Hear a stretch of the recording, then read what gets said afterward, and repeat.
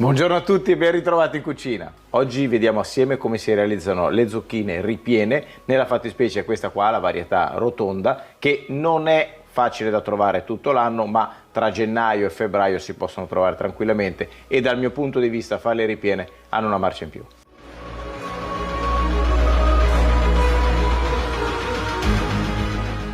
Vi ricordo che la lista degli ingredienti, come di consueto, la trovate in basso nella info box. Questo è il momento migliore, se non l'avete già fatto, per iscrivervi al canale, lasciare un like e condividere il video. Andiamo subito ai procedimenti, ma prima, sigla!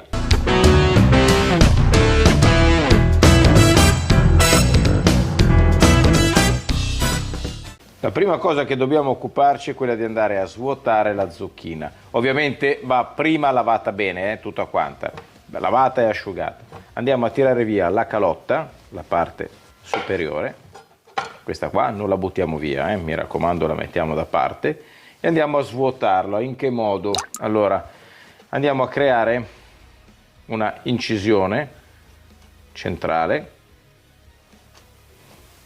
Mi raccomando, non dobbiamo arrivare fino in fondo, lasciamo sempre un mezzo centimetro di polpa intorno all'involucro esterno.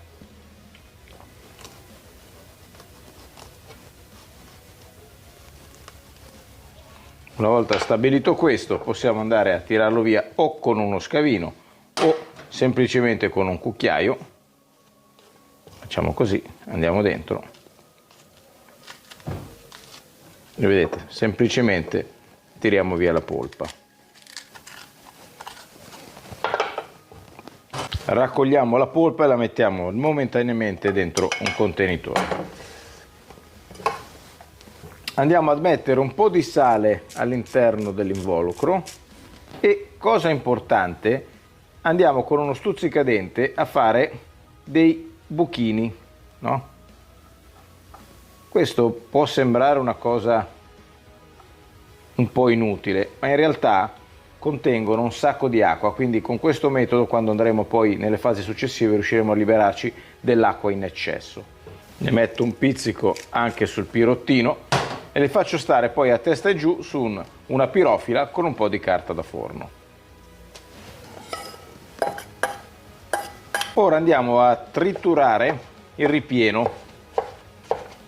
Facciamo tanti pezzettini piccolini.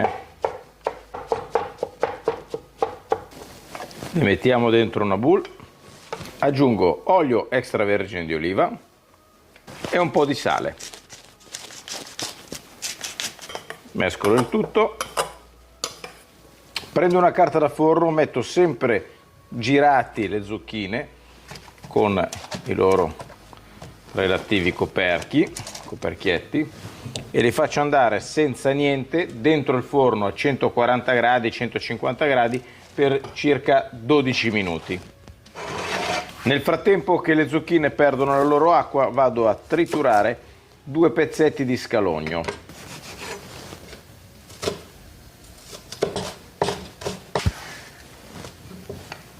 E approfitto anche per tagliare un po' di scamorza affumicata, sempre in pezzettini molto piccoli.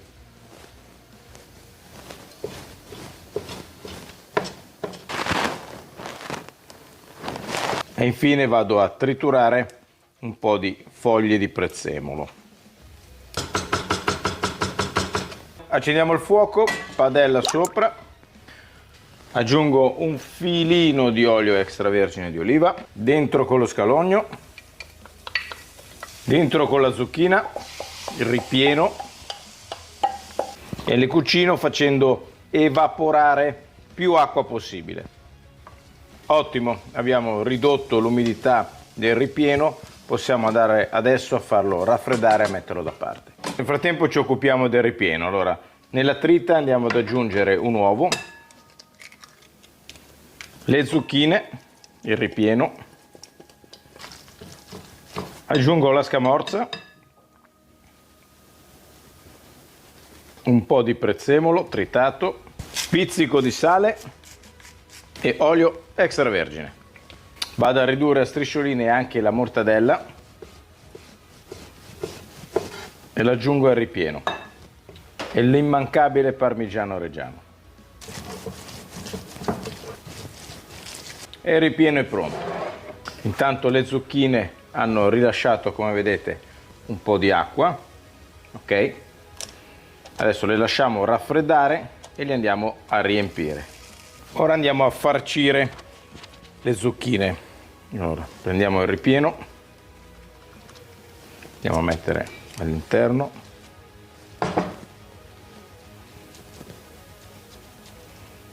Schiacciamo un pochino, non troppo. E ci siamo, le mettiamo da parte. Andiamo adesso in forno 180 gradi per una quarantina di minuti. Gli ultimi 10 minuti andremo ad inserire anche i coperchietti che sono già stati precotti. E siamo giunti alla fatidica prova dell'assaggio. Allora, vedete, questo risulta completamente cotto, quindi si può mangiare tranquillamente. Io qua vado a tagliare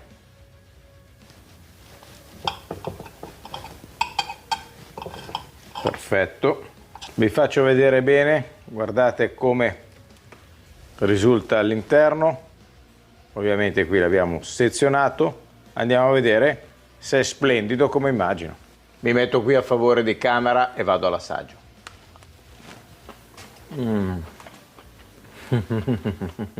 Il segreto di questo piatto, se vogliamo poi trovare un segreto, è quello di cercare di far defluire completamente l'acqua. Come avete visto è rimasto abbastanza asciutto, quindi morbido e comunque senza l'acqua in eccesso. Con questo ripieno voi potete farcire qualsiasi cosa. Se vi dovesse avanzare un po' di ripieno, addirittura ci potete fare delle polpettine e finanche degli hamburger, quindi potete veramente utilizzarlo come meglio volete. Spero che questa ricetta vi sia piaciuta, vi sia venuta voglia di riprovarla. Se così fosse, vi chiedo di iscrivervi al canale, di lasciare un like e di condividere il video su tutti i vostri social, che per me è importantissimo. È giunto dunque il momento dei saluti, vi abbraccio tutti, vi do appuntamento alla prossima video ricetta.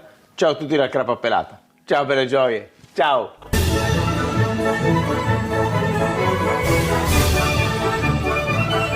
Mamma mia, altro che con il ripieno fare anche le polpette, qua non rimane neanche il piatto.